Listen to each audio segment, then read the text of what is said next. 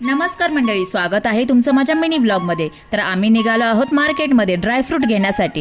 Dry fruit संपले होते तर यांना म्हटलं चला जाऊन घेऊन येऊया। आरू पण पाठी लागली, मी पण येते म्हणून चला म्हटलं तेवढंच फिरून येते। तर हे आहे वाशीचं मार्केट। इथे सगळ्या काही गोष्टी मिळतात, इथे सगळ्या प्रकारच्या वस्तू मिळतात, पण आम्हाला ड्रायफ्रूटच घ्यायचं होतं। आरूने बघा चॉकलेट पाहिलं आणि पहिलं उचललं। आधी 4-5 दुकानं फिरून भाव काढला, मग डेली जिथून घेतो तिथूनच ड्रायफ्रूट घ्यायला आलो। कारण हे म्हणतात मार्केटमध्ये आल्यानंतर सगळ्या वस्तूंचा भाव काढायचा, मग आपल्याला चांगलं वाटेल तिथं घ्यायचं। इथे बघा सगळ्या प्रकारचे ड्रायफ्रूट आहेत। मला डिंक पाहिजे होती, तीही मिळाली।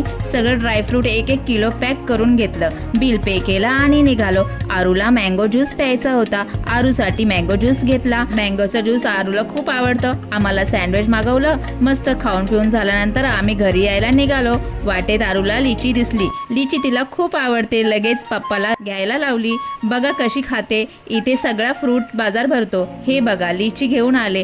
आरू तर आता खुशच झाली। पाऊस नव्हता तर बरं वाटत होतं। आरूने वाटेतच जाता जाता लिची खायला सुरुवात केली आणि मलाही देते खाऊन बघ म्हणून, किती छान लागते म्हणून। मी पण स्वाद घेतला, खरंच खूपच छान लागतं हे फळ। आणि मग आम्ही एन्जॉय करत मस्त गप्पा मारत घरी पोहोचलो।